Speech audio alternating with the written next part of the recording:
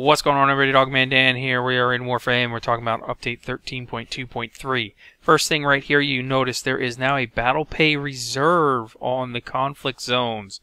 Okay, so it was just added, battle pay reserve section. This will display the amount that is left by the associated clan and or alliance in the offerings. So you're not taking a mission and not knowing whether you're actually going to get any money out of it. Now, as I've said before, I won't fight for the Eclipse Alliance. I will always fight against. Just keep that in mind, and that's just personal preference between myself and some of the members in the clan. Okay, so Dark Sector Conflict, which is what we're going into here. The mobile has been changed to a mobile defense missions now. So all conflict time sessions are now mobile defense missions. So we're going to see how this goes. In here, I am using my Loki, Dragon Nikana, Boltor Prime, and I've got Brack with me. And there we go. Let's just go invisible. Let's grab this, and then we'll show you how this works. Now, very strong in here, Ash. Very strong in here, Loki, because you're hidden. You're invisible. You can get by the specters and take them out before they even know that you're there. And you can move around pretty easily. You know, you can move almost any frame in here pretty well if you know how to use your frame. I'm not saying that, but these are pretty strong inside of here. And I wanted to show it to you because I did get a comment on one of my videos about using Loki or Ash, and I wanted to show you that yes, it is very viable to use these guys in here, and actually probably one of the smarter options, similar to the new rescue systems as well. Okay, so as we talk about this, there's going to be a little bit of lag that comes in here, somewhere around 3 minutes or so, just FYI, and I think that's just, we all know that first patch updates, sometimes these things do happen. It goes away pretty quick, it settles in, and we're good to go. Just want to give you an FYI as we're going through this here. Okay, so big news, helmets. Stat modifications have now been removed from the market and or alert cycle of helmets. Previously crafted or purchased helmets with stats have been grandfathered in and will not be affected by this change. Additional stat to statless helmet recipes have been added to the market for individuals wishing to change their current stat modifying helmets to purely cosmetic versions. To coincide with this change, the ability to trade helmets has been added into the game as well. While the possible options to execute on this change were many, we do not feel comfortable removing the stats outright from gear. Players have spent hours and hours waiting for via alert to or spent platinum on. The agency is in the player's hand to remove the stats, and we will monitor to decide if further steps need to be taken. So for now, we can trade these helmets out, which is cool. I have tons of helmets, I think. It's just sitting around. You can keep them if you want to. You can change them to statless, and it is all your choice. And that's cool, DE. I'm happy that you guys did it that way. I'll end up changing them all out anyway, because I don't care if they're statted or not. I just go for the looks on them anyway. So additions, we know about the new Battle Pay Reserve. They've also added in a number of loading spinners to indicate when certain screens are loading in new data. Nothing big. Some changes.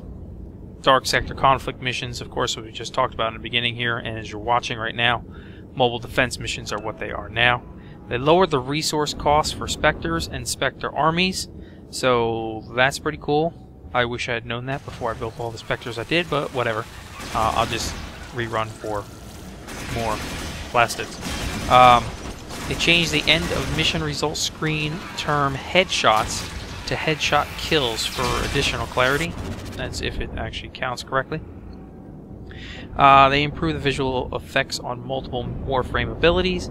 Clan Message of the Day length has been restored to the original 256 character limit, which is cool. And they optimized energy color visuals to ensure that they match the visual effects for all items they are linked to. Okay, so nothing big, nothing super, no new weapons, none of that coming out here. In addition, there are a number of changes, fixes I should say, we'll go through. And as you can see, in this mission, it's not too difficult to solo it at all. They They're coming down in the same way, same spots every time, so it doesn't take long for you to know exactly where these guardians are coming down. And you know, kill them over here, then you're going to shift to the other side, you're going to kill them over here, then you're going to shift to the other side, you're going to kill them over there, that type of thing. So it's not exactly that difficult. This is on Jupiter because this is the only one I can find as a conflict right now. I'm sure that when you get to Pluto, it's going to be much more difficult to run these in Pluto and solo them, which I am going to be all for, and I'm going to run a few and get some recorded as well, just to see that we can actually do it solo and with the guys and have some fun, because you know it's all about just plain old having fun with me. So and if I catch any of you guys, anyone catches me while we're in here and I have some time available, I'm always up to doing a couple runs if I've got some time available and I'm not busy doing something else. Just message me one time. If I don't respond right away, don't worry. I am in a mission, or I'm doing something, or I'm possibly recording. I will respond to you when I'm done. If I don't respond in like 5 minutes or so, hit me up one more time, because sometimes I forget. But yeah, don't just keep responding hello, hello, hello, hello, because then it gets all over the screen. Anyway, so first one's down. Okay, let's get to the second one here. So let's talk about some of these fixes, because there's not a lot of them. So they fixed an issue with the deploy rail button being highlighted on nodes protected by the Honor Armistice. Fixed an issue with the dark sector selection screens not updating properly after solar rail has been deployed. Fixed a number of localization issues. Fixed a collision issue on elevators in the Orkin tile set. Fixed an incorrectly placed blocking volume found on the Gas City tile set. Fixed a number of crashes. Fixed an issue with the clan name not being properly centered in a dark sector panel. Okay. Fixed an issue with unintended fade-outs happening during outro cinematics. Fixed graphical issue seen on the inbox screen. Fixed an issue with the AI attempting to navigate through open spaces left by moving elevators on the Grenier tile set. That's interesting. Fixed an issue, a visual issue related to the Necro summons and Shadow of the Dead. Okay, yes, I saw there was an issue with that the other day when I was using Necros. Yes, I did use Necros again the other day. Fixed an issue with items being missing from the Ictus Sentinel pack. They fixed an issue where enemies killed right after being affected by Rhino Stomp would remain permanently floating in the air. Yes, thank you for fixing that. That was quite annoying. I didn't know if I was killing them or if they were already dead. Fixed an issue with mod temporarily disappearing and the scroll bar resetting after fusing a stack of mods. Okay, that's a nice fix. Thank you for that as well. Fixed further issues with work-in-progress items appearing in the codex. They fixed an issue with the tornado visual effects appearing black under certain conditions. I had that happen the other day. It was actually freaked me out when it first happened. I'm like, what the hell just happened? But cool that they fixed that. Fixed another instance of enemies getting stuck in upper tunnel section on the forest tile set. Yes, experienced that. And fixed a number of map holes, including an issue with players being able to get out of the game area on the Orkin Void tile set. Players didn't purposely get out of the game area. Trust me on that one. But we had it in a number of runs with myself and the guys in the clan here, where they fall through the maps, and it was actually quite annoying.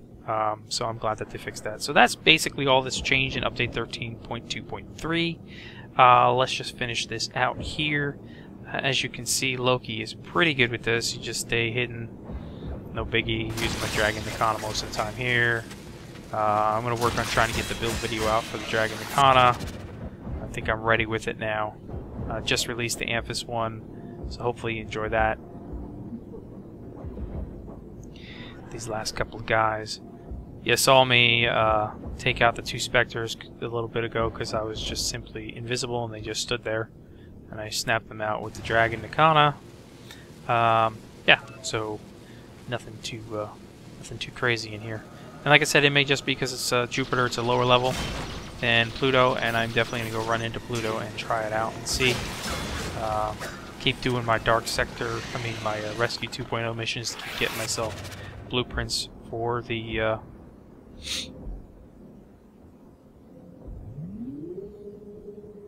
for the Spectres. I've got a couple nice ones set up. And that's about it. So hopefully you did enjoy this. If you did, please do hit that like button.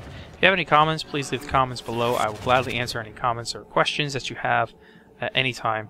And if you're not subscribed and you want to subscribe, it's greatly appreciated. Please do hit that subscribe button. Otherwise, I'll catch you guys in the next episode. Thank you again for watching.